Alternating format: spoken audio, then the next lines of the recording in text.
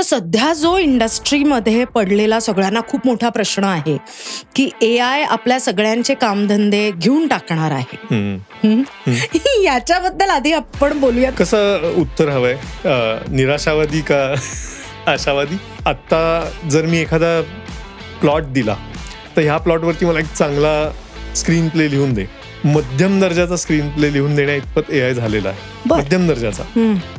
आता एंटरटेनमेंटकडे जर बघायचं झालं, तुम्ही जितकी चांगली एंटरटेनमेंट करत असाल, आता चांगलं आउटपुट आणत असाल, तुमचं आउटपुट जितकं युनिक असेल तितकं AIला ते रेप्लिकेट करणं अवघड आहे. जेवढं तुमचं मध्यम, ज्याला आपण म्हणू मीडिओकर, मी मुद्दाम म्हणत नाही, मध्यम म्हणजे ज्याला नॉर्मल डिस्ट्रीब्युशन आपल्या सायन्समध्ये आपण म्हणतो की मध्यभागी आहे, असं जे काम असेल ते सगळं AI रिप्लेस करू शकतो. नमस्कार मंडळी, मी रीमा सदाशिव अमरापूरकर मुक्काम पोस्ट मनोरंजनच्या या भागामध्ये तुमचं सगळ्यांचं मनापासून स्वागत करते. या भागामध्ये जो मुलगा माझ्यासमोर बसलेला आहे त्यांनी सध्या उच्छाद मांडलेला आहे. ओके, म्हणजे एका शब्दात सांगायचं तर त्यांनी उच्छाद मांडलेला आहे. हा मुलगा हा व्यवसायाने सायंटिस्ट आहे. हा कलाकार अशा दृष्टीने आहे की तो ॲक्टिंग करतो, तो चित्रकार आहे, तो गझलाकार आहे, तो कविता करतो आणि त्यांचं ट्रान्सलेशन पण करतो. नाटकांचा ॲडॅप्टेशन हा त्याचा हातखंडा आहे. म्हणजे तो लेखकही आहे, पटकथाकार आहे, असं सगळं काही आहे तो. ओके, तर म्हणून ज्या वेळेला मला याच्याबद्दल कळलं तेव्हा म्हणलं याला तर बोलवलंच पाहिजे ना, कारण हा मनोरंजनाचे सर्व प्रकार एक्सप्लोअर करतोय. So let us welcome Niranjan Pednekar. Hi Niranjan, कसा आहेस? मस्त. मस्त आहेस ते तर लक्षातच येत आहे, कारण तुझं काम पण मस्त मस्त चाललेलं आहे. ओके, एक ना धड भाराभर चिंध्या असं. अच्छा, नाही हरहुन्नरी म्हणतात. अरे चांगल्या भाषेत हरहुन्नरी. पुण्यामध्ये एक ना धड भाराभर चिंध्या. सो मला सांग की तू व्यवसायाने सायंटिस्ट आहेस, बरोबर? आणि तू AI मध्ये वगैरे काम करतोस, आर्टिफिशियल इंटेलिजन्स मध्ये. आणि ऍट द सेम टाइम तू स्वतःचा इंटेलिजन्स वापरून लिखाण वगैरे करतोस, प्रयत्न करतो. तर सध्या जो इंडस्ट्रीमध्ये पडलेला सगळ्यांना खूप मोठा प्रश्न आहे की AI आपल्या सगळ्यांचे कामधंदे घेऊन टाकणार आहे. याच्याबद्दल आधी आपण बोलूयात, मग तुझ्याबद्दल बोलूयात. चालेल, सांग ना. कसं उत्तर हवंय, निराशावादी का आशावादी? हे बघ, मला जे वाटतं ते इट्स ओके, कारण थोडी निराशा असते सगळ्यामध्ये, थोडी आशा असते. मला असं वाटतं की ज्या प्रकारे आता AI पुढे चाललंय ते खूपच पुढे चाललंय आणि ते माणसाच्या हाताबाहेर जाऊ शकेल इतपत चांगलं नाही, म्हणजे इतपत वेगाने पुढे चाललेलं आहे. यामध्ये बऱ्याच गोष्टी ज्या आज करता येत नाहीत AIला, त्या ते उद्या करू शकेल. उद्या आपल्याला असं वाटू शकेल की समोर बसून आपण जे बोलतोय, तर माझ्याऐवजी मी नाही बोलत आहे, खरं म्हटलं तर दुसरा एक AIनी एक अवतार तयार करून दिलाय, तो बोलतोय आणि तुम्हाला फरकच नाही कळणार की हा मी आहे का अवतार आहे. म्हणजे जे डीप फेक म्हणतात तसं. डीप फेक ही त्याची अगदी पहिली पायरी आहे. माझे विचार पण, माझं बोलणं पण, मी जशा पद्धतीने बोलतो, मी जे बोलतो, मी ज्याबद्दल बोलतो, माझ्या पर्सनॅलिटीचे काही गुणधर्म असतील ते, हे सगळ्या एकत्र करण्याचं सामर्थ्य असलेला AI हे साधारण 5 ते 10 वर्षात येऊ शकतं. ही सद्यस्थिती आहे. काही गोष्टी अतिशय चांगल्या त्याच्यामुळे झाल्यात, काही गोष्टी ह्या ऑमिनस ज्याला म्हणतात की ज्याची आपल्याला आता भीती वाटू शकते अशा पद्धतीच्या आहेत. एंटरटेनमेंट हा विषय आता आपण बाजूला ठेवूया थोडा वेळ. मुक्कामपोस्ट मनोरंजन असलं तरी बाकीच्या ज्या गोष्टी आहेत त्यातल्या अनेक गोष्टीचे, फॉर एक्झाम्पल डॉक्टर किंवा लॉयर्स, ह्यांचं जे काम आहे ते खूप इन्फॉर्मेशन वरती असतं आणि एवढी सगळी इन्फॉर्मेशन एकत्र घेऊन त्याचं काहीतरी तयार करणं आणि त्याच्यातनं आपोआप निदान करू शकणं किंवा एखादा सल्ला देऊ शकणं, इकडे नक्कीच चाललंय. AI इकडे नक्कीच चाललंय. लिहिणं आणि माणसानी लिहिलंय का AIनी लिहिलंय हे न कळणं, कुठल्या तरी लेखकाच्या पद्धतीने लिहिलं जाणं इथपर्यंत येऊन ठेपलंय. आत्ता जर मी एखादा प्लॉट दिला तर ह्या प्लॉटवरती मला एक चांगला स्क्रीन प्ले लिहून दे. मध्यम दर्जाचा स्क्रीन प्ले लिहून देण्या इतपत AI झालेला आहे. मध्यम दर्जाचा. आता एंटरटेनमेंटकडे जर बघायचं झालं, तुम्ही जितकी चांगली एंटरटेनमेंट करत असाल, आता चांगलं आउटपुट आणत असाल, तुमचं आउटपुट जितकं युनिक असेल तितकं AIला ते रेप्लिकेट करणं अवघड आहे. जेवढं तुमचं मध्यम, ज्याला आपण म्हणू मीडिओकर, मी मुद्दाम म्हणत नाही, मध्यम म्हणजे ज्याला नॉर्मल डिस्ट्रीब्युशन आपल्या सायन्समध्ये आपण म्हणतो की मध्यभागी आहे, असं जे काम असेल ते सगळं AI रिप्लेस करू शकतो. लिहिणं असेल, म्युझिक असेल, इव्हेंच्युअली ऍक्टिंग, म्हणजे जर समजा सिरियल मधलं ऍक्टिंग असेल तर ते उद्या रिप्लेस होईल. कारण एवढे सगळे एपिसोड आहेत, एवढं सगळं लिहायचं आहे, एवढं सगळं, wherever there is scale, requirement of scale and not such a great requirement of quality. मी हे जनरलाइज विधान करतोय, प्लीज मला याच्याबद्दल दोषी धरू नका, कारण माझेच मित्र ह्यामध्ये आहेत सगळे. क्वालिटी कमीपेक्षा क्वालिटी मध्यम आणि स्केल जास्त, अशा सगळ्या ठिकाणी AI येण्याची संभावना आहे. तर तुम्ही असं बघण्याची गरज आहे की एका बाजूला ऑब्व्हियसली आपण अर्थार्जन करत असतो, पण आपण नवीन काय करू शकतो, आपण युनिक काय करू शकतो, ह्याची सतत कुठल्याही आर्टिस्टनी, कुठल्याही ह्या क्षेत्रात असलेल्या माणसांनी सतत दखल घेतली पाहिजे. मनोरंजनाच्या क्षेत्राकरता हे नक्कीच महत्वाचं आहे, पण इतर क्षेत्रांकरताही हे आहे की आपलं किती युनिक आहे काम, हे आपल्याला बघितलं पाहिजे शेवटी. म्हणजे अपस्किलिंग जे आजकाल म्हणतात त्याच्याही पुढे जाऊन आपण त्याच्यात काय व्हॅल्यू ऍड वेगळं करू शकतो याच्याकडे आपण बघितलं पाहिजे. कॉन्ट्रीब्युशन काय, तुम्ही माणूस म्हणून काय कॉन्ट्रीब्युट करू शकता त्याला, जे AIच्या वरती असेल, हे सतत बघत राहणं ही गरजच आहे आजच्या काळाची. थोडीशी युनिकनेस इज इम्पॉर्टंट, आणि प्रत्येक जण आपापल्या पद्धतीने वेगळा असू शकतो.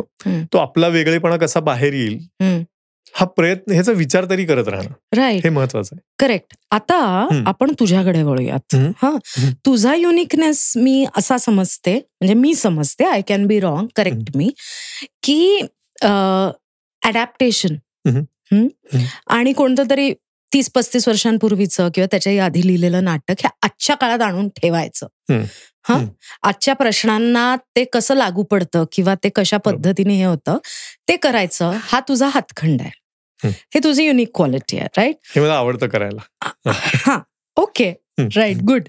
सो मला तुला आता बेसिकली हे विचारायचं आहे की ही जी प्रोसेस आहे तुझी, ती प्रोसेस काय आहे रे, आणि तू कसं ठरवतोस की मला आता या नाटकाचं अडॅप्टेशन करायचंय? बरोबर. हे कसं चालू झालं हे आपण बघू. ओके. मी माझी पूर्ण नोकरी आतापर्यंत मी सायंटिस्ट म्हणूनच केली आहे. सायन्समध्ये कसं असतं की तुम्ही लोकांनी काय केलंय ते बघता, ज्याला आपण लिटरेचरचं म्हणतो. Literature is what exist, what people have already done. त्यांना काय चांगलं झालंय, काय वाईट झालंय, आणि त्यातनं तुम्ही नवीन काहीतरी गोष्ट तयार करता. सो न्यूटन आय थिंक म्हणाला होता की if I have seen further it is by standing on the shoulders of giants. So हे जे आहे की मी लोकांच्या खांद्यावरती उभं राहून बघतोय, कारण ते ऑलरेडी उभे आहेत, त्यांच्या खांद्यावरती उभं राहून पलीकडे अजून मला काही दिसतंय का बघतोय. हा थॉट खूप महत्वाचा असतो सायन्समध्ये, आणि ही ह्युमिलिटी जी आहे ती महत्वाची असते. मी किती करण्याचा प्रयत्न केला. मी जेव्हा पहिल्यांदा नाटक लिहिलं, मी कॉलेजमध्ये काही नाही केलं, कधीच नाटक नाही केलं. मी नंतर कॉर्पोरेटमध्ये आल्यानंतर नाटक चालू केलं, आणि ते समहाव माझं वाढलं नाटकाचं अंग. पण तेव्हा मला हे होतं बरोबर की नाटक म्हणजे नक्की काय, लिहिणं म्हणजे नक्की काय, ह्या पद्धतीने विचार करणं की कोणीतरी ह्याच्याबद्दल काहीतरी विचार करून ठेवला असेल. तर मी स्वतःला खूप मोठा किंवा गिफ्टेड न मानता लोकांनी काय विचार केला हे आधी बघणं, आणि त्यावरनं मला नवीन काय कॉन्ट्रीब्यूट करता येतं हे बघणं. अशा पद्धतीने मी आधीपासूनच नाटकाकडे बघितल्यामुळे मला हे खूप लवकर लक्षात आलं की ह्यात बरेच लोकांनी बरंच काय काय केलंय, आणि त्यापेक्षा वेगळं आपल्याला काय करता येईल, आणि ज्यांनी छान केलंय आणि जे मला आवडतंय त्यात मला काय कॉन्ट्रीब्यूट करता येईल. राईट. समजा आम्हाला पेपर लिहायचा असतो, जेव्हा की अकॅडमिक पेपर लिहायचा असतो, तेव्हा देयर इज अ पोर्शन की जेव्हा मी नॉर्मली लिहितो की आमचं हे कॉन्ट्रीब्युशन आहे, this is something original that I have contributed to this particular work. Right. त्या कॉन्ट्रीब्युशनची ओढ इन अ वे, की काहीतरी नवीन पाहिजे त्याच्यात, माझं काहीतरी पाहिजे. आणि ऍडमिरेशन टुवर्ड्स समजा काफकाचं काहीतरी लिहिलेलं आहे, मला नाही ते लिहिता येणार हे मला लक्षात येतं. किंवा कोणीतरी जुजे सारामागो नोबेल प्राइज विनर माणूस आहे, मला वाटत नाही मला नोबेल प्राइज मिळेल असं. तर त्यामुळे अतिशय तुम्ही जर ह्युमिलिटीनी त्याकडे बघितलं तर तुम्हाला हे लक्षात येतं की ही पातळी कदाचित आपल्याला गाठता येणार नाही, पण मला हे इतकं आवडतंय, मी हे लोकांसमोर आणण्याकरता काही करू शकतो का, आणि त्यात माझं काहीतरी लावू शकतो का, तीट काहीतरी लावू शकतो. सो ह्या दृष्टीने मी अडॅप्टेशनकडे बघायला सुरुवात केली. आणि जी मी इनिशियली केली त्यातलं एक होतं उपाशा, की इथे आपल्याबरोबर आता क्षितिज आहे स्टुडिओमध्ये, तो पण त्यामध्ये होता उपाशा या नाटकामध्ये, जे फ्रान्स काफकाच्या हंगर आर्टिस्ट या गोष्टीवरनं मी केलं. जेव्हा आपण काही करायला घेतो, मला एक आधी लक्षात आलं की ॲन बोगार्टचं खूप छान पुस्तक आहे, अँड देन यू ऍक्ट नावाचं. ती डिरेक्टर होती अमेरिकन. त्यामध्ये एक कॉन्टेक्स्ट नावाचा एक चॅप्टर आहे. तो वाचून मला हे खूप आधी लक्षात आलं की कुठलीही गोष्ट असते ती अधांतरी नसते. ती जे पण घेतो आणि ते आत्ता आज बघतो त्याच्याकडे, तर त्याचं काहीतरी कॉन्टेक्स्ट तयार होतं.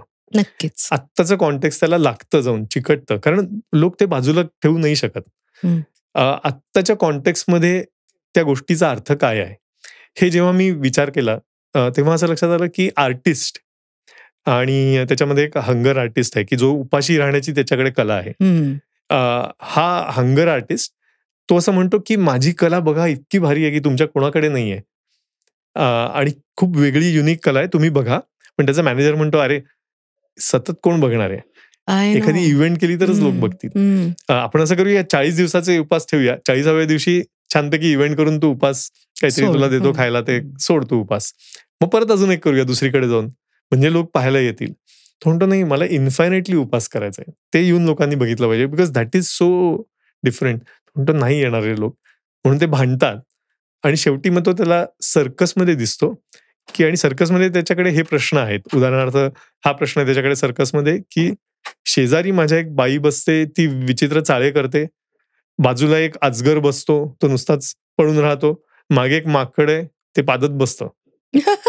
आणि हे सगळे असताना हे सगळ्यांनाच लोक वा करतायत. यांना मिळणारा वा आणि मला मिळणारा वा हा सारखाच आहे का? हे आता किती किती महत्वाचं आहे. हे तेव्हा लिहिलेलं जे आहे वेगळ्या अर्थाने लिहिलं असेल त्यांनी पूर्णपणे, जे काय लिहिलंय ते. आत्ता मला ह्याची काय जाणीव होते, कुठे मला दिसतं, आणि मग मला ती सर्कस जी आहे ती सोशल मीडिया दिसायला लागते, त्यात इंस्टाग्राम फेसबुकचे संदर्भ यायला लागतात, आणि आजच्या गोष्टीला ही सगळी कथा कशी काय आपल्या जवळ येते अचानक, हे बघायला मिळतं. दिस बिकम्स अ कॉन्ट्रीब्युशन. ती खूप स्टार्क आहे कथा, ती मला विनोदी अप्रोचेबल अशी करता येईल का? दिस बिकम्स अ कॉन्ट्रीब्युशन. कारण लोकांना वाटतं अरे आपल्या जवळचं काहीतरी आहे, नुसती वाचायला घेतली तर सगळे लोक नाही वाचणार, पण काही लोक ह्या स्वरूपात काफका घ्या वाचायला म्हटलं तर आधी दडपण येतं. बरोबर. त्याच्यामुळे मी टोटली डिप्रेस झालोय का? हो. मी काफका वाचला, हो. मी आज काय, मी अजून डिप्रेस झालोय.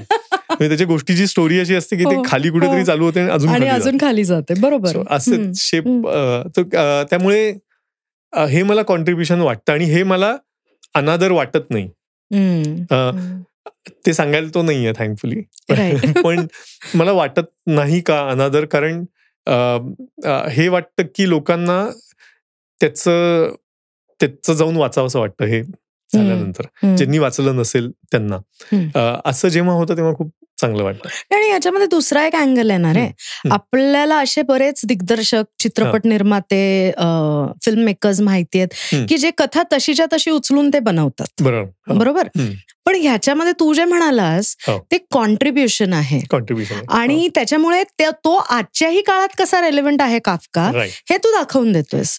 So I think you are adding a dimension to it.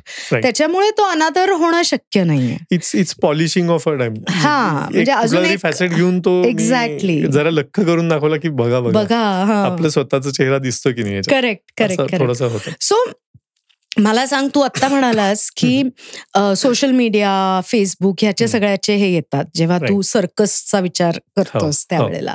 So तू आता या पिढीचा आहेस की जी सोशल मीडियावर जगते अक्षरशः. कारण त्याच्या थ्रूच आपण कम्युनिकेट करतो, त्याच्या थ्रूच आपण कोणाचं काय काम चाललंय ह्याचा ट्रॅक ठेवतो सगळं. आणि गती जी वाढलेली आहे ती त्याच्यामुळेच वाढलेली आहे सगळी आयुष्याची. सो तू वैयक्तिक सोशल मीडियाकडे वैयक्तिक ऍज अ पर्सन सोशल मीडियाकडे कसा बघतोस? सुद्धा थँक्स की मला ह्या पिढीचं म्हणलं गेलं.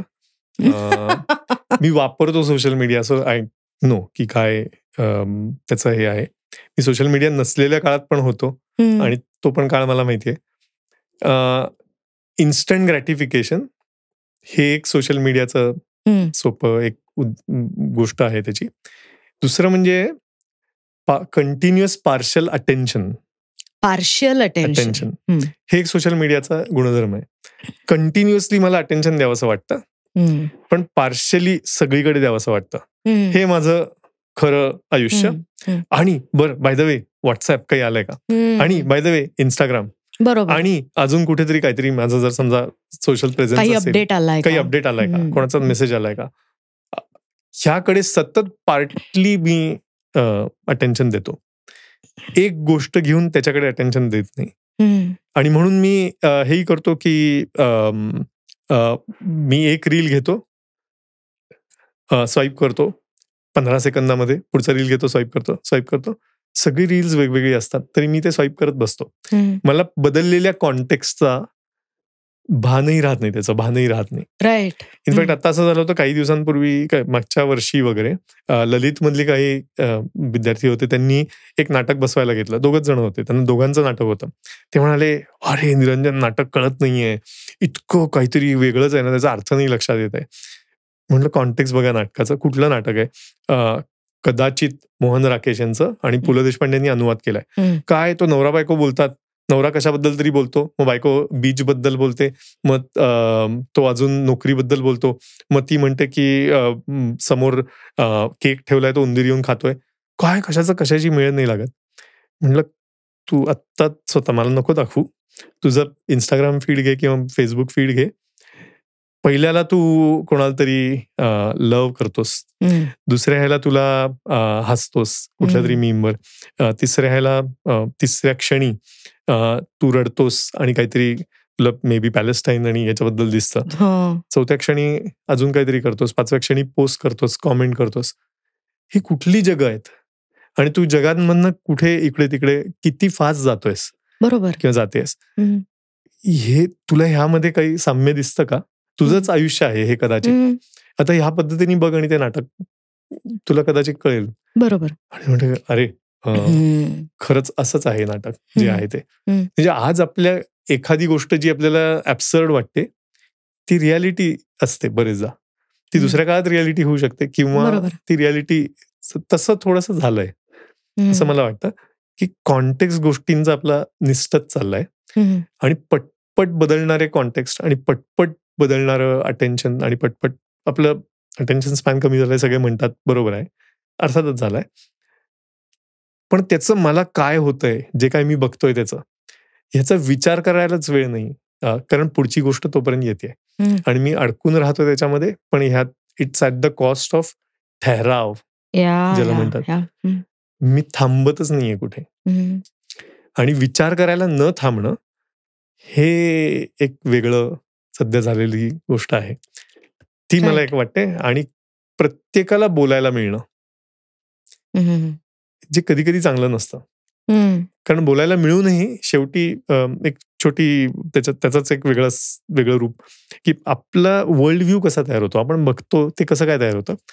एकदम पूर्वी हा मी विचार करत होतो, माझ्या डोक्यात आलं हे, त्यामुळे मला ते सांगायला चांगलं वाटतं नेहमी, की एकदम पूर्वी लोकांचा वर्ल्ड व्ह्यू कसा बनायचा. प्री हिस्टॉरिक वगैरे होते तेव्हा ते इकडून तिकडे जायचे, गुहेत राहायचे, बाहेर शिकारीला जायचे काही लोक. ते येऊन सांगायचे की बाहेर एवढा मोठा हत्ती आला होता आणि हत्तीचं आम्ही मांस आणि कातडण हे सगळं आणलं इथे. ते असं झालं, आम्ही त्याशी खेळलो. त्या गोष्टीतनं देवाणघेवाण व्हायची आणि वर्ल्ड व्ह्यू बनायचा. नंतर लोक एका ठिकाणी थांबायला लागले, मग त्यांचं स्टॅटिक झालं आयुष्य. मग केल्याने देशाटन, जर तुम्ही गेलाच नाहीत आणि ट्रॅव्हल केलंच नाहीत तर तुमचा वर्ल्ड व्ह्यू वाढणार नाही, जो आहे तोच राहणार. मग जे ज्यांनी ते केलं आणि आपल्यापर्यंत आणलं त्यांनी आपला थोडा थोडा वर्ल्ड व्ह्यू वाढू लागला. त्याच्यानंतर आर्टिफॅक्ट्स म्हणजे गोष्टी आपल्यापर्यंत येतात. न्यूजपेपर्स असतील, बुक्स असतील, सिनेमे नंतर वगैरे वगैरे यांनी आपला वर्ल्ड व्ह्यू व्हायला लागला. आत्ता काय आहे सोशल मीडियाच्या ठिकाणी आपला वर्ल्ड व्ह्यू अल्गोरिदम्स बनवतात. कारण एक अतिशय नेहमी वापरला जाणारा, आम्ही पण काम करतो त्याच्याशी संबंधित, कोलॅबोरेटिव्ह फिल्टरिंग नावाचा अल्गोरिदम आहे. त्याच्यामध्ये काय होतं की आपण दोघं जर समजा सारख्याच गोष्टी बघत असू, what ever you have watched and what ever I have watch, if there is a lot of काय म्हणतात इंटरसेक्शन, तर तू जे पुढे बघशील ते मला बघायला मिळतं. ओके.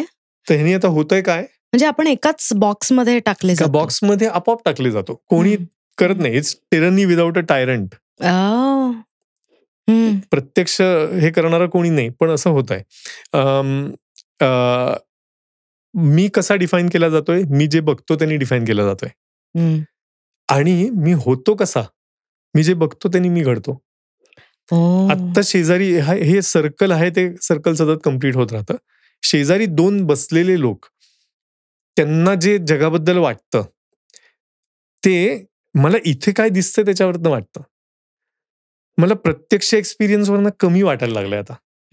मी जाऊन कोणाशी बोललो 4 गोष्टी, मी जाऊन 4 गोष्टी बघितल्या, ह्याच्यावरनं मला जे वाटतं, अनुभव ह्याच्यावरनं जे वाटतं, त्याच्यापेक्षा आता मला जगाबद्दल जे वाटतंय, आसपासच्या जग कसं आहे हे जर मला विचारलं, असं आहे असं मी म्हणतो. म्हणजे आपण इंस्टाग्रामचा किंवा फेसबुकचा चष्मा लावून जगाकडे बघतोय.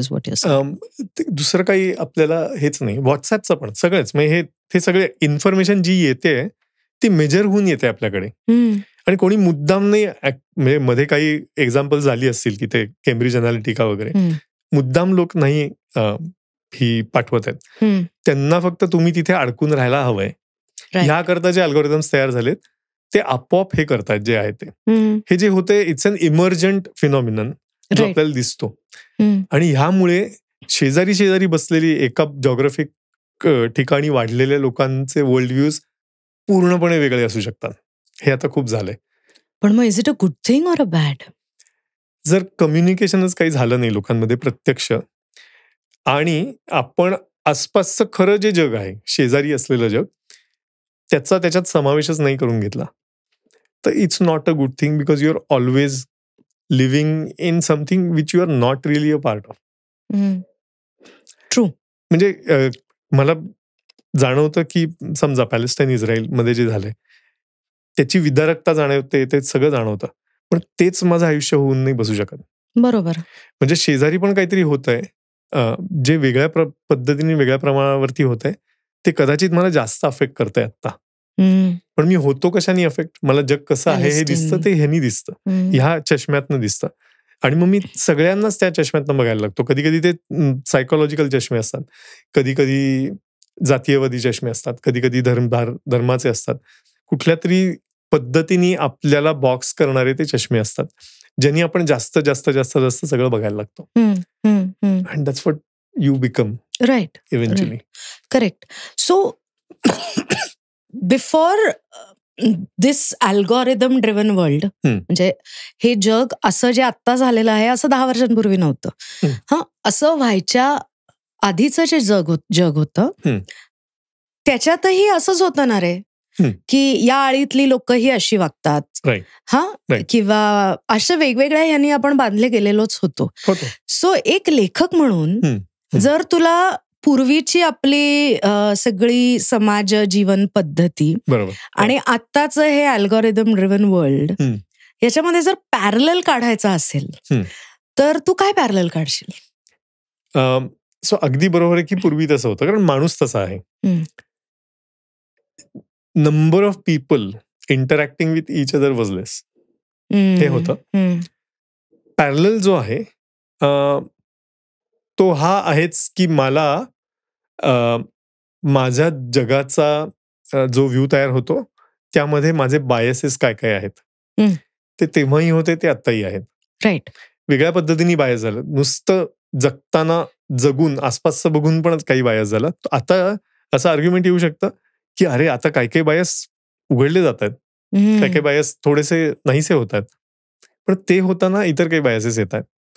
सो माणसाचा जो मेंदू आहे ना, तो मला या सगळ्यामध्ये तो प्रिहिस्टॉरिक मेंदूच दिसतो, ओके. की ज्याला गवतामध्ये काहीतरी हलतंय हे म्हटल्यानंतर ते पिवळं आहे तर वाघ असेल हे बघून मला काय करायला पाहिजे पुढे हे क्षणार्धात ठरवायला लागतं. Flight or freight. Fight or fight or flight. काय फाईट करणार इथे, तर वाघच आहे समजा, तर जाणं किंवा धोका निर्माण होणं झाला हे कळणं, ह्या करता जो तयार झालेला मेंदू आहे, वर्षानुवर्ष मिलियन्स ऑफ इयर्स वरती जो तयार झालेला मेंदू आहे, त्याला अचानक 10,000 वर्षांपूर्वी आपण थोड्या संस्कृती आणि ऍग्रिकल्चर आणि हे 10-20,000 वर्षांपूर्वी त्याच्यात टाकलंय, आणि आता आपण अतिशय वेगळ्या ह्याच्यात टाकतोय मेंदूला.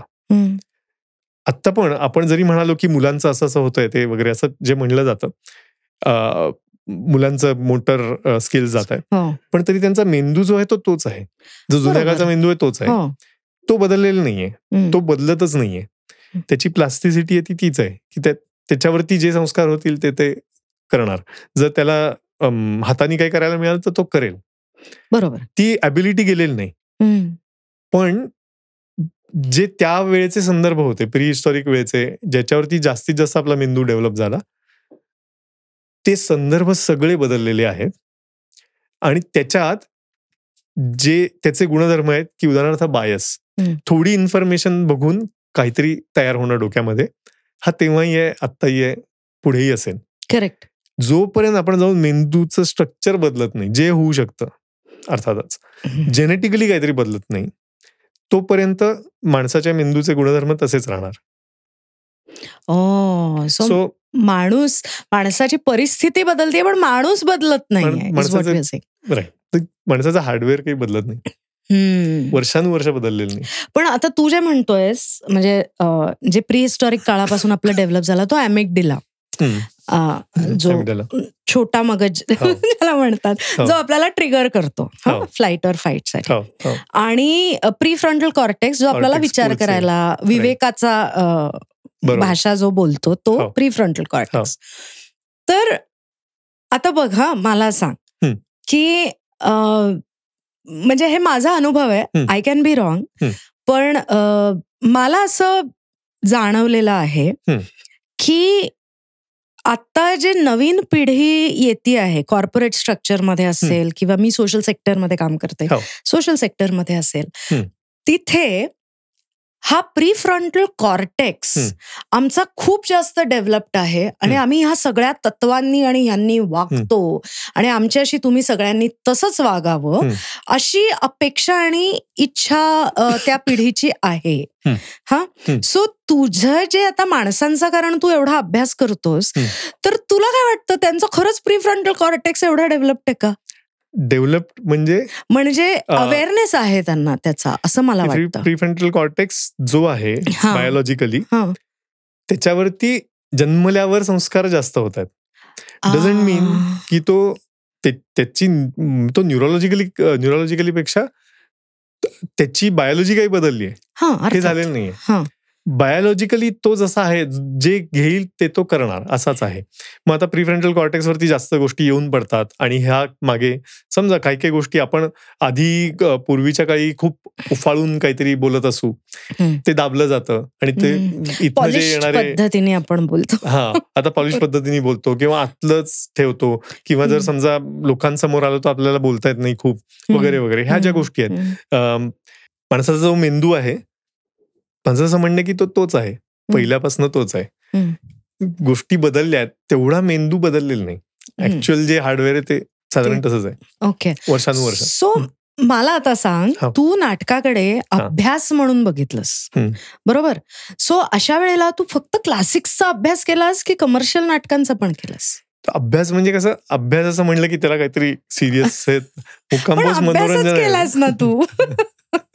नाही, तर अभ्यासामध्ये जेव्हा मजा येते की म्हणजे काय केलंय लोकांनी ना, कुतूहल म्हणून मी बघितलं. So when you look at it from that side, की का काही काही गोष्टी वर्क होतात, का काही काही गोष्टी नाही वर्क होत, का लोक जे काय चाललंय ते बघतात इतके इंटेंटली, काय बघतात काय नाही बघत, ऍक्टरनी काय करायला पाहिजे, ऍक्टरनी काय नाही करायला पाहिजे, वगैरे वगैरे वगैरे, ह्याचा मी विचार केला.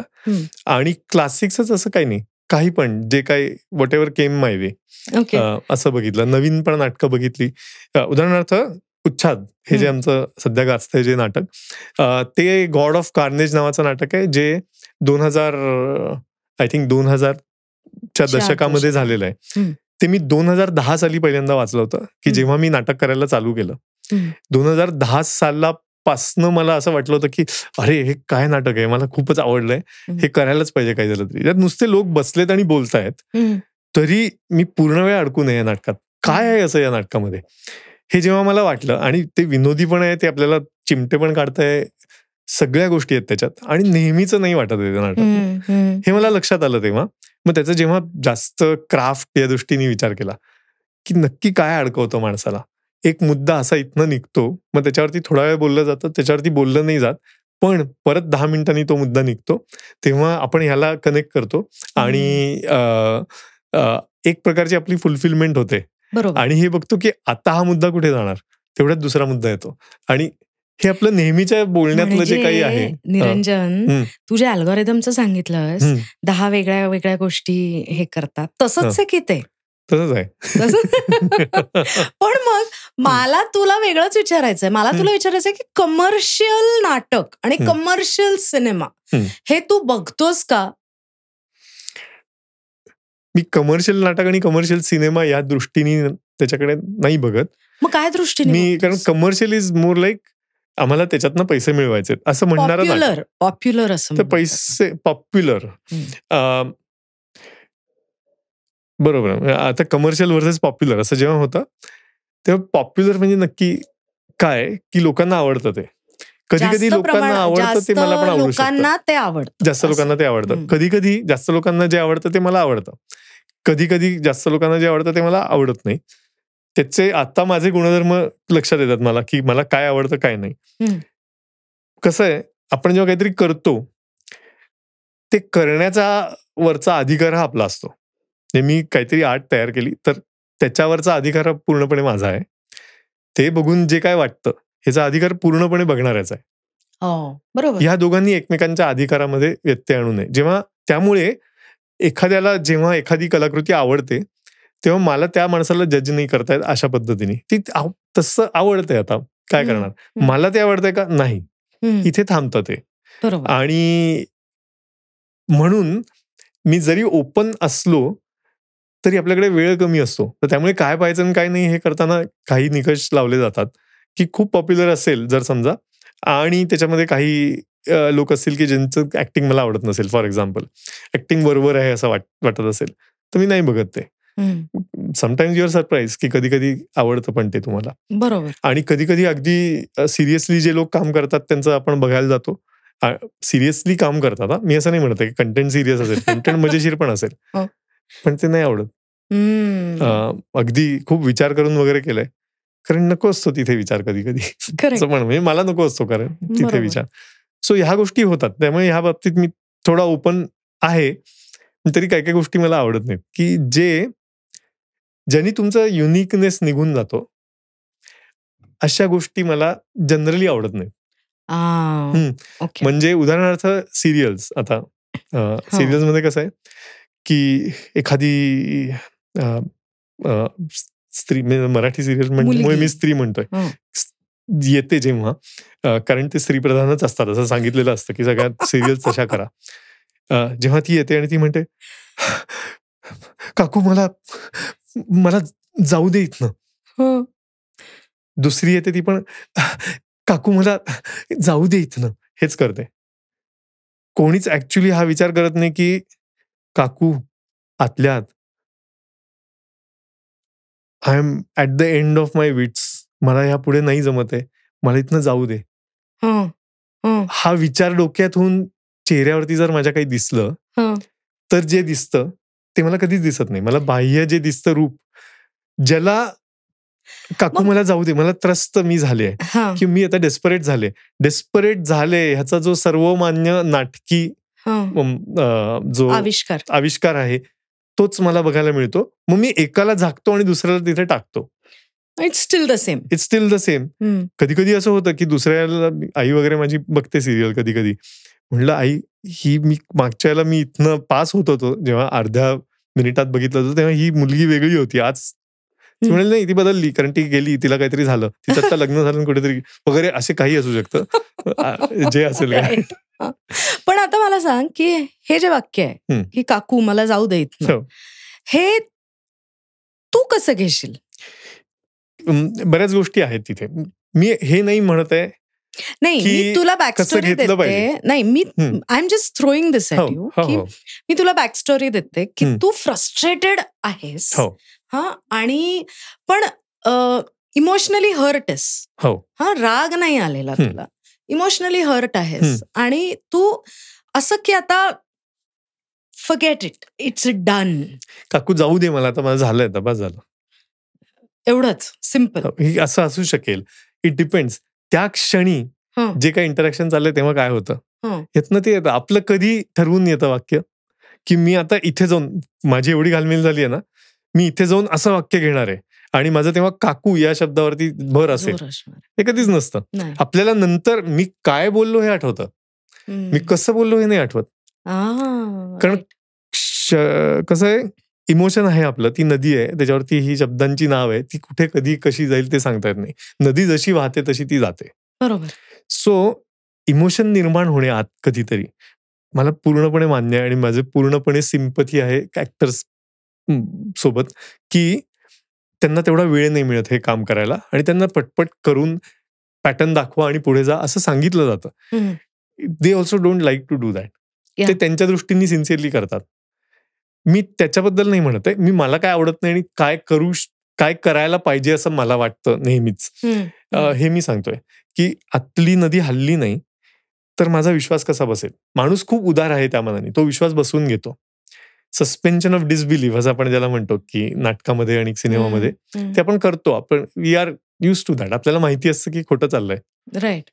पण एक खरं खरं करणारा माणूस याच्या आत हे होत असतं आणि एक खोटं खोटं करणारा माणूस हे एकमेकांसमोर येतात, तेव्हा असं भस्कन आपलं जे सगळं आहे ते त्या खऱ्या करणाऱ्याच्या बरोबर जातं. बरोबर. आणि आता आपण वेबसिरीज इतक्या बघतोय तर आपल्याला लक्षात येतं हे नक्कीच की there is something to it, की जे खरं वाटतं ते वेगळीकडे नेऊ शकतं आपल्याला. राईट. आणि रोज ज्या आपण सिरियल्स बघतो त्या तिथे नाही नेत आपल्याला कधीच. पण माझ्या कानावर काहीतरी पडतंय आणि मला काहीतरी होतंय म्हणून मी त्या बघतो. हे it's okay, it's like reels, just going through reels. So त्याचे पर्पजेस वेगळे असतील आणि देर आर बिझनेस कन्सिडरेशन वगैरे असतील तरी कुठेतरी मला हा विचार करायला लागतो की कशाने खरंच माणसावरती परिणाम होतो. कुठला अनुभव हा मला अजून वरती नेऊ शकतो किंवा अजून चांगलं करू शकतो, मला जे काय वाटतं जगाबद्दल ते अजून तीव्र करू शकतो. तर ह्याबद्दल मात्र काही आहेत निकष जे असे आहेत. राईट. आणि तू या सगळ्या मॅडनेसमध्ये, म्हणजे मी याला मॅडनेसच म्हणेन ना रे, कारण तू एकीकडे फुल टाइम जॉब करतोस, तू ऍक्टिंग करतोस, तू रायटिंग करतोस, तू स्पोर्ट्स मध्ये पण मॅचेस वगैरे खेळतोस, स्पोर्ट्समन आहेस, तू चित्रकार आहेस, चित्रकार तेवढा नाहीये खरं सांगायचं, मला आवडतं पण काहीतरी. बरं, गझल करतोस, गझल आवडते करायला. सो या सगळ्या मॅडनेस मध्ये तू तुझी सॅनिटी कशी जपतोस? कारण हे सगळेच असे अत्यंत स्वतःला असे ओढून घेणारे, आपल्याला त्याच्याकडे आकर्षित करणारे फोर्सेस आहेत. नाही तर जग बोलवतच असतं, सतत खुणावत असतं, इकडे बघ इकडे बघ इकडे बघ, हे होतच असतं. तुम्हाला परत त्या क्षणी काय करायचंय ते किती तीव्रतेने जाणवतंय की आत्ता नाटक करावं. समजा मी काम करत असेल, आता मला ह्याबद्दल वेठीला धरू नका, पण मला काम करायचंय आणि मला एक अतिशय चांगला सिक्वेन्स सुचलाय नाटकामधला. मी काम करत असेल तेव्हा थांबतो आणि तो सिक्वेन्स लिहून काढतो. त्यात माझा अर्धा तास जाऊ शकतो. राईट. थँकफुली माझं काम असं आहे की जे एवढं लोकांवरती अवलंबून नसतं किंवा माझ्यावरती लोक एवढे रोजच्या पद्धतीने अवलंबून नसतात की मला अरे 3 वाजता मला हे डिलिव्हर करायचंय आणि मग 3:30ला हे डिलिव्हर करायचं. हे नाहीये थँकफुली माझं काम. I am fortunate in that sense. So ते तेव्हा करतो. नंतर मी रात्री परत पेपर वाचायला आणि काम करायला बसतो कधी कधी, कारण तेव्हा ती उर्मी आलेली असते. हे होत राहतं. Time is a continuum. हे मी आधी सांगायचो, म्हणजे कोविड व्हायच्या आधी मी सांगायचो की लोक म्हणतात कसं काय करतोयस तू हे सगळं. एक म्हणतात की एक तर त्यातलं हे की त्रास सहन करतो मी त्याचा जो होतो तो ओढाताणीचा, तो एक पार्ट, तो असतो सतत त्रास, तो तुम्हाला दिसत नाही पण तो असतो. पण टाइम इज अ कंटिन्युअम, जेव्हा जे येईल ते तेव्हा नीट करणं हे मी करतो. ओके. त्यापेक्षा बॉक्स न करता. कोविड नंतर सगळ्यांना कळलं की आयुष्य असंच आहे, टाइम असा थांबतो, टाइम असा चालू राहतो, आपण कधीही काही करू शकतो. राईट. ते नंतर लक्षात आलं लोकांच्या जास्त. त्यामुळे आता ह्या म्हणण्याला फारसं काही महत्व नाही. पण हे शब्दात मांडलं गेलेलं नाहीये, त्याच्यामुळे इट इज व्हेरी इम्पॉर्टंट. ते शब्दात मांडायला आवडतं मला. सध्या कशावर काम करतोस? कशावर काम करतोय म्हणजे ऑफिसमध्ये नाही, नाटकाचा. आपण मनोरंजन. ऑफिसमध्ये माझं ऍक्च्युली काम मनोरंजनाशी संबंधितच आहे. Okay. So it's AI applications, research in AI applications to entertainment. So user engagement वाढवण्याकरता AI कसं काय कामी येऊ शकतं याबद्दलच आहे. पण तरी आपण ते बाजूला ठेवूया. म्हणजे ते जे मगाचपासून तू अल्गोरिदम ड्राईव्ह करतात आपल्याला म्हणतोयस, ते तयार करण्याचं काम तूच करतोस. माझा त्यांच्याशी दूरान्वयाने संबंध तरी आहे. मी पूर्णपणे त्याची जबाबदारी झिडकारू शकत नाही. आहे माझे काही लागेबांधे त्यांच्याशी आहेत. पण असो. सो नाटक. नाटकाबद्दल काय करतोय, राईट? आता मी एक रिसेंटली नाटक केलं, इन द सेन्स नाटकात काम केलं. त्याचे आता प्रयोग थांबलेत कारण because of some logistic issues. या सर नावाचं नाटक होतं. मी आणि पार्थ भालेराव असे आम्ही दोघं जण त्याच्यात आहोत. आणि ते 90 मिनिटाचं नाटक आहे आणि दोघंच जण आहोत. आणि असं ते नाटक आहे. ते आहे मजेशीर नाटक. मिस्ट्री अंगाने जातं पण दुसरीकडेच कुठेतरी नेतं तुम्हाला. त्याचे प्रयोग लागण्याच्या प्रतीक्षेत आहे आता मी. नंतर दुसरं एक लव्ह इज हानिकारक नावाचं एक नाटक आहे. ग्रुसम प्लेग्राऊंड इंजुरीज नावाचा, राजीव जोसेफ नावाचा माझा अतिशय आवडता एक लेखक आहे. त्याचं नाटक मी रूपांतरित केलंय. हे सगळी बाय द वे रूपांतर आहेत ना, ती राईट्स घेऊन करतो मी. ऍक्च्युअली पैसे देऊन राईट्स घेऊन करतो. आणि डील्स पण करून घेतो आणि दुसऱ्यांना पण करून देतो कधी कधी. सो कोणाला हवं असलं तर प्लीज. अविनाश इथे बसला, त्यांनी केलं होतं म्हणून मुद्दाम. सो ते नाटक ते मी डिरेक्ट केलंय. त्याचे प्रयोग चालू आहेत. आत्ता त्याचं 14 तारखेला NMACC क्यूब मध्ये प्रयोग आहे. एक लाईट कॅचर म्हणून मी लिहिलेलं नाटक आहे, त्याचे प्रयोग चालू आहेत. मला आत्ता नाटक लिहायचंय की जे माझं स्वतःचं नाटक आहे. मी आधी पण लिहिली आहे. मी आता रिसेंटलीच एक सुगन सडके की महकती दास्तान म्हणून नाटक लिहिलं होतं, जे माझ्या मते अजून आम्ही त्याचे प्रयोग करायला पाहिजेत. आणि त्याच्यात थोडं AI पण होतं.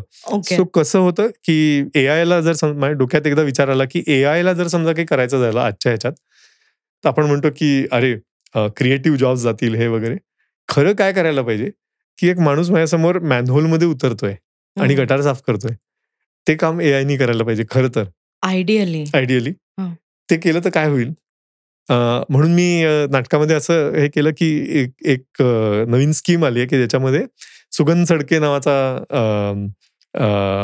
मॅनहोल क्लीन करणार आहे, जो पूर्वापार म्हणजे पिढ्यानपिढ्या तेच काम करत आले.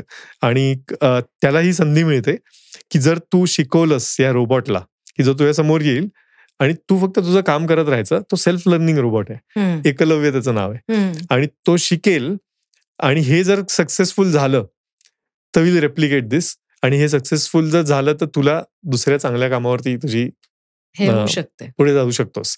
आणि than others also can do that. अर्थात हे ह्याच्यात पॉलिटिक्स पण आहे.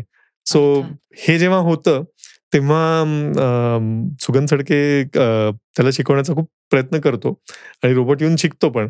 आणि मुद्दाम येऊन इंजिनियर त्याचे इंटेलिजन्स लेवल्स असतात, बेसिक, नॉर्मल, ऍडव्हान्स. इंजिनियर येऊन ऍडव्हान्सला ठेवून जातो, नंतर फटफट शिकतो. पण तो शिकण्याच्या म्हणजे त्याची जेव्हा मोठी इव्हेंट असते की जेव्हा साक्षात भगवान म्हणजे जे सगळ्यात मोठा माणूस देशातला तो येऊन तिथे इनॉग्रेट करणार असतो, त्या साक्षात भगवानवर असं. ओके, साक्षात भगवान. सो ते येऊन इनॉग्रेट करणार असतात, तेव्हा त्याच दिवशी रोबोट बेपत्ता होतो. तो गेला कुठे, मग हा जाऊन शोधतो त्याला. तो म्हणतो की तू काल जितका आनंदी झाला होतास आणि तू जे जे काही तुझ्या पास्टबद्दल सांगितलं, मी सगळं जाऊन त्याच्याबद्दल माहिती काढली, ते गुगल केलं, त्याच्याबद्दल बघितलं आणि मला असं लक्षात येतं ना, हे काम जे करतात ना, पास्ट डेटा बघतोय मी आणि आता पुढचं प्रेडिक्ट करतोय की मी ऑप्रेस होणार आहे हे काम करून. सो मी आधीच ही प्रिव्हेंटिव्ह मेजर घेतो की मी आधीपासूनच संपावरती जातोय. संपावरच जातोय. मी नाही करणार हे काम. राईट. मग ते त्याला गंडवतात, त्याच्याकडनं पासवर्ड काढून घेतात आणि परत त्याची बेसिक इंटेलिजन्स लेवलला नेतात. मग तो हे काही विचार करू शकत नाही, पण तो त्याचं कामही इनफ करू शकत नाही. म्हणजे त्याला पण तिथे थोडी थोडी मदत लागते. मग ह्याला सांगतात की नाही ना, तुला त्याच्याबरोबर थोडं करायला लागेल. आणि मग ह्याला लक्षात येतं की आपण त्याच्यात अडकलोय आणि ते आयत्या वेळेला जेव्हा साक्षात भगवान येतात तेव्हा ते डिक्लेअर करतात की एकलव्य स्कीम नाही, एकलव्य द्रोणाचार्य स्कीम आहे की आम्ही एकलव्य आणि द्रोणाचार्यांना एकत्र आणलं आणि मग आता हे होतील. अशा टाईपनी जाणार ते नाटक आहे. साधारण इथे थोडं पुढे जाऊन संपत आहे. पण ह्यामध्ये मी तो रोबोट दाखवण्याकरता आत आमचा ऍक्टर होता असा स्टुडिओमध्ये आणि तो बोलत होता तिथनं आणि हातवारे करत होता आणि त्याची मोशन आम्ही कॅप्चर केली without any markers, no markers, नुसतं व्हिडिओवरनं आणि ती मोशन घेऊन त्याचा अवतार जो आहे तो प्रोजेक्ट केला आणि तो अवतार होता तो थोडासा रोबोटिक, थोडासा माणसासारखा असा आणि ऍक्टर बोलतो तो ह्याच्याशी बोलतो. राईट. लोकांना पहिल्यांदा वाटलं की अरे हे रेकॉर्डेडच आहे की काय, म्हणून मग आम्ही मुद्दाम अरे बहुत बहुत बहुत छान आहे, कुछ भी बताओ उसको करता है क्या, कुछ बताओ कुछ, जोक सांग. मग तो जोक सांगायचा आतून बिचारा आमचा तयार ऍक्टर. सो असं हे पूर्णपणे स्वतः लिहिलेलं नाटक आहे. अशी आहेत इतर पण. तसं मला उच्छाद सारखं जाणारं म्हणजे त्या लेवलच्या क्राफ्टचं नाटक लिहायचं आहे. हे आत्ता माझ्या डोक्यात आहे. ओके. आत्ताच मी एक शॉर्ट म्हणजे 30 मिनिटाच्या फिल्मचं एक स्क्रीन प्ले लिहिला. माझंच आधी एक नाटक होतं रूम 507 म्हणून, त्याच्यावरती आधारित. राशोमॉन ही जी फेमस अकिरा कुरोसावाची फिल्म आहे त्याची ओरिजिनल गोष्ट जी आहे त्याच्यावरती आधारित आहे ते. तो इंटरेस्टिंग झालाय तर तो होईल आता. पण म्हणजे नाटक मला जास्त आवडतं त्यामुळे. Okay. If you had to tell us one thing जी तुला खूप म्हणजे असं कुतूहल वाटतं, नवल वाटतं, गंमत वाटते, जे आजचे 2024 सालचे टीनेजर्स आहेत त्यांच्याबद्दलची, तर ती काय गोष्ट आहे? माझ्या मते 2024 सालचे टीनेजर असतील किंवा 2014 किंवा 1904 हे सगळे गमतीशीरच असतात. Okay. Because they are trying to find things out in general. आत्ता असं झालंय की मला त्यांना असं वाटतं की त्यांच्याकडे इन्फॉर्मेशन येते ना, ती खूप येते, पण ते अल्गोरिथमिक अवेअरनेस त्यांना तसा नाहीये. त्यामुळे ते इन्फॉर्मेशन येऊन त्यांचा वर्ल्ड व्ह्यू फास्ट बनतो आणि वर्ल्ड व्ह्यू तुटेलही थोड्या वेळाने. बरोबर. सो ते ठाम आहेत काही गोष्टींवरती, हे मला चांगलं वाटतं इन अ वे. कधी कधी काही गोष्टी करायला तुम्हाला थोडं ठाम असायला लागतं. तुम्हाला जगाची थोडी कल्पना स्वतःहून उकलायला लागतं जग. ते माझ्या मते त्यांना चांगलं जमतं. मी जेव्हा टीनेजर होतो तेव्हा तेवढं मला चांगलं जमत असेल असं मला वाटत नाही. म्हणजे किंवा आसपासचे माझे टीनेजर्स की जनरलीच कन्फ्युज्ड आणि काहीच धड नाही आणि असे खूप जास्त होते त्या मानाने. मी बराच सॉर्टेड होतो, जाऊ दे. पण ह्या लेवलचं नाही की लोकांना आत्ता तात्पुरतं तरी बऱ्यापैकी सॉर्टेड आहेत असं वाटतं त्यांना थोडा वेळ, जी चांगली स्टेट आहे इन अ वे. तुम्ही त्यात ऑपरेट करू शकता, काहीतरी करू शकता. ते हे म्हणू शकतात की मला हे करायचंय किंवा हे करायचंय किंवा हे करायचंय, काहीतरी डिरेक्शन ते बघू शकतात. बरोबर. ते एक्सप्लोर करून ते परत आले, दुसरीकडे गेले, दॅट्स ओके. पण तिथपर्यंत ते जाऊ शकतात आजकाल, जे माझ्या मते आधी नव्हतं फारसं. आणि ते ह्या म्हणजे वर्ल्ड व्ह्यू तयार होण्यावरतीच आहे असं मला वाटतं. तुम्हाला काय दिसतंय जग आत्ताचं, तर त्याबद्दल ते ठामपणे काही निर्णय घेऊ शकतात. कधी असा विचार केलायस की तुला जे लिहायचंय, दिग्दर्शित करायचंय, ते तुझी ओरिजिनॅलिटी आणि तुझा जो युनिक मुद्दा असेल मांडायचा, तो ठेवूनच, पण तरीही ते पॉप्युलर कसं करता येईल याच्यावर कधी विचार केलास? विचार केला मी, एस्पेशली उच्छाद नंतर. कारण मी हे का स्पेसिफिकली तुला विचारते, कारण तू काय म्हणालास की करणारा करतो आणि बघणारा बघतो. हा, सो त्याच्यामध्ये एक हे नसतं, पण कोणतीही कलाकृती करायला जे आर्थिक गणित मांडावं लागतं ते मांडावंच लागतं. तो किती छोटा प्रयोग असेल किंवा मोठा प्रयोग असेल. तर त्या दृष्टीने तू असा कधी विचार केलायस का की वेगळं काहीतरी पण पॉप्युलर, सामान्य माणसांना आवडेल, रुचेल, कळेल अशा पद्धतीने करायचं, असा विचार करतो मी, नाही असं नाही. माझा हा धंदा नाहीये, ऑफकोर्स. सो अर्थार्जनाचा सोर्स नाहीये हा. त्यामुळे मला ही लिबर्टी मिळते की मी, इनफॅक्ट माझे पैसे जातात त्याच्यामध्ये थोडेसे, पण ही लिबर्टी मिळते की मी मला हवं ते करू शकतो पहिल्यांदा. पण उच्छाद एस्पेशली झाल्यानंतर मला असं लक्षात येतं की जेव्हा ते जास्त लोकांपर्यंत पोहोचतं, त्यातनं वेगवेगळे अर्थ निर्माण होतात, which is something I found to be very interesting in general. आणि हे आत्तापर्यंत मला कळून चुकलं की एकच अर्थ आपण म्हणतो म्हणून तो अर्थ, असं काही नसतं. मला वाटत असेल तो अर्थ, पण प्रत्येकाच्या मनात अर्थ तयार होतो जो आहे तो. जेव्हा मला एवढे वेगवेगळे अर्थ मिळतात, आणि उच्छाद सारख्या नाटकाचं मेनली असं आहे की ते आम्ही मध्ये करतो आणि दोन्ही बाजूनी लोक बघतात ते. मला बघत असताना समोरचा प्रेक्षकही दिसतो आणि नाटक बघत असताना, आणि मला असं वाटतं इथे काय असतोय हा, आणि म्हणून तो प्रेक्षकही एक कॅरेक्टर होतो माझ्या नाटकातलं.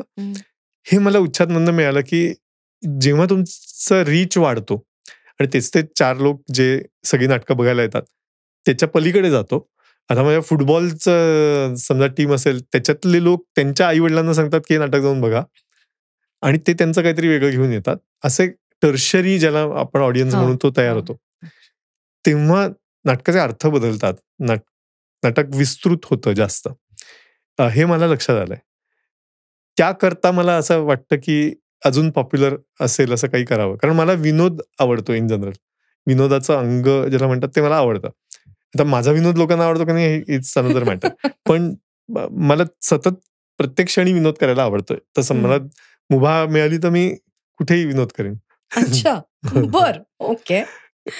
हा, म्हणजे कुठे फ्युनरलला गेलो तरी तिथली विसंगती दिसली तर मनात विनोद तयार होतो, तर दाबून ठेवायला लागतो, असं एवढंच. हो, असं वाटतं कधी कधी, अरे माझ्या पायावरनं काहीतरी गेलं आणि माझा पाय तुटला, तर ह्या मी खूप वेळेला विचार करून ठेवला की जेव्हा पहिल्यांदा कोणीतरी येईल त्यांना की अरे पाय टू. सो हे त्यांनी काही फरक नाही पडत. म्हणजे हा विनोद कुठेही कसाही कोणालाही लागू होऊ शकतो आणि तो कुठेही करता येऊ शकतो असं मला नेहमी वाटतं. बरं, मग आता ना आपण एक खेळ खेळूयात. चालेल. मी नाव घेईन आणि त्याच्यावर तू विनोद करायचा. चालेल. ओके, चालेल. माधुरी दीक्षित. अरे हसायचं नाही, विनोद करायचा नाही. हा टॉपिक पुढे नेणे. पुढे नेणे. ओके, बर. संजय दत्त.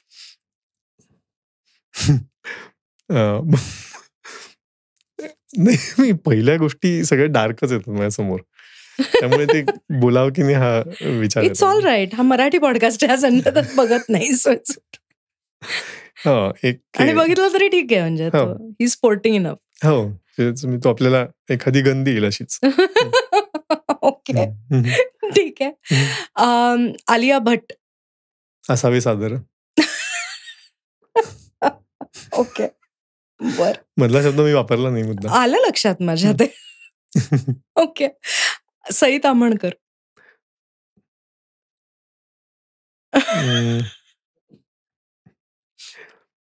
ते मी आता चांगलं तिचं एक ते मानवत मर्डर्स बघितलं, पण ते मॉडेल मर्डर्स झालं जरा. अच्छा, ओके, बर. ओके. राहुल गांधी. कान डान्स. ओके. साक्षात भगवान. दोस्तों, हम्म. अमिगो, तोमादाची हूँ, स्नेहितुडो.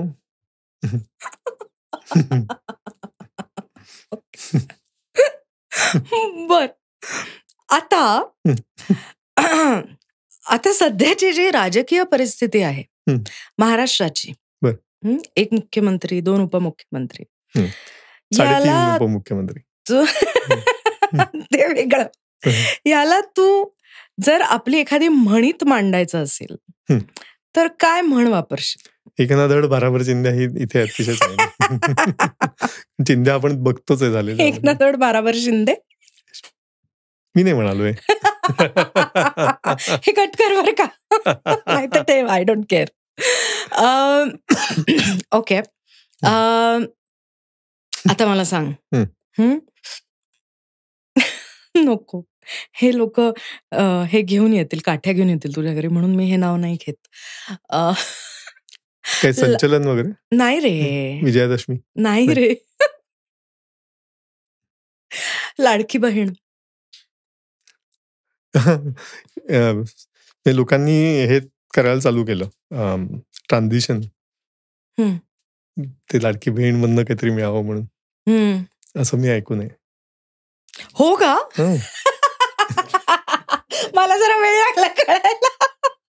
ओके, बर. आता इलेक्शन नोटा. मी नोटांचा वापर. हो, अर्थात नन ऑफ द अबाव नाही.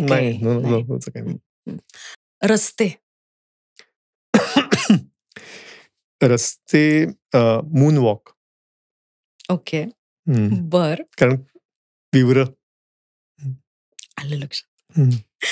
रिडेव्हलपमेंट. पाटे किंवा पाट्या. पाटे किंवा गोखले. बर. आणि पुलं. चेहऱ्यावरती एकदम हे आलं, वपू नको. बर. ओके. तेंडुलकर.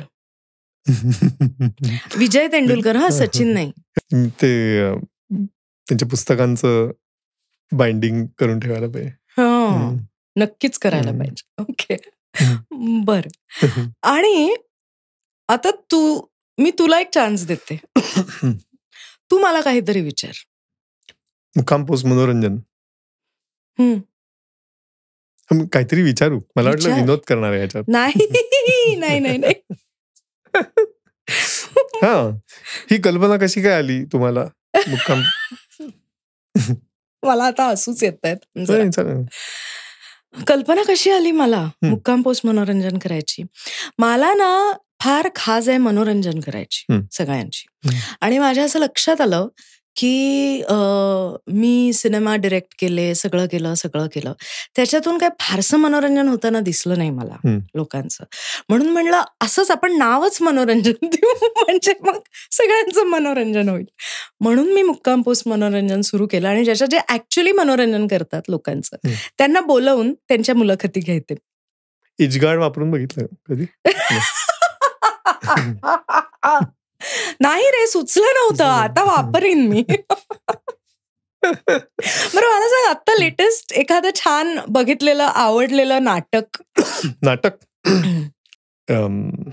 मिडसमर नाईट्स ड्रीमचं, मिडल क्लास नाईट्स ड्रीम असं काहीतरी अमितोष नागपालनी केलेलं नाटक बघितलं. त्याच्यामध्ये स्वानंदी टिकेकर, संदेश पवार, ड्रामा स्कूलचे बरेच लोक आहेत. ते खूप मस्त नाटक मला वाटलं. आत्ताच बघितलं, म्हणजे मागच्या 2 आठवड्यातच बघितलं. खूप एनर्जेटिक असं नाटक आहे. शेक्सपियरचं मिडसमर नाईट्स ड्रीम आहे. त्याच्यावरती इतके गोष्टी झाल्यात, इतक्या वेगवेगळ्या झाल्यात. हा एक वेगळा टेक होता, पॉलिटिकल टेक होता. आणि नुसता दंगा 2 तास असं नाटक होतं. मला तर खूप एनर्जेटिक आणि छान वाटलं ते. आणि विनोद वगैरे पण मला त्यातले भावले. जर तुला शेक्सपियरचं एखादं अडॅप्ट करायचं असेल नाटक तर कोणतं करशील? मिडसमर नाईट्स ड्रीम हे मला आवडतंच. ते कधी पण करायला पाहिजे असं वाटतं. कॉमेडी ऑफ एरर्स हे पण करावं असं कधी कधी वाटतं.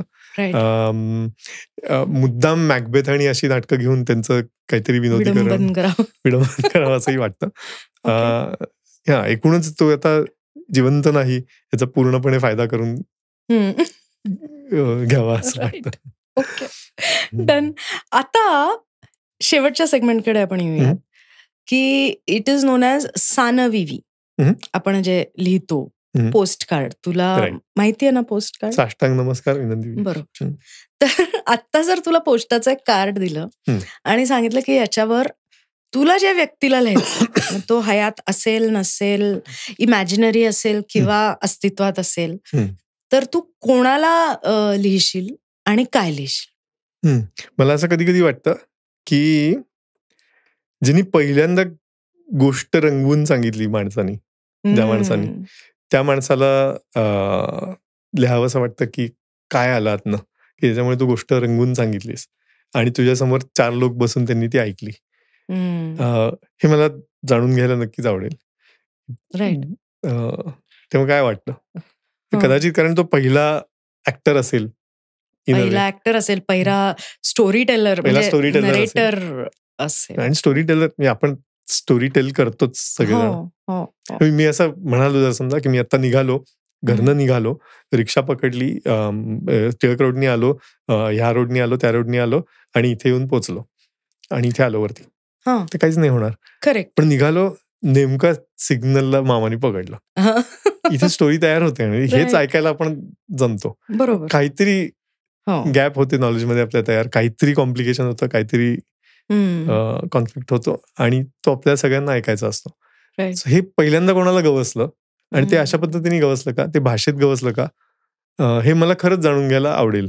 कारण ते ह्याचं मूळ आहे सगळ्याचं, असं मला वाटतं. बरोबर. Okay, great. खूपच वेगळं पत्र आहे हे.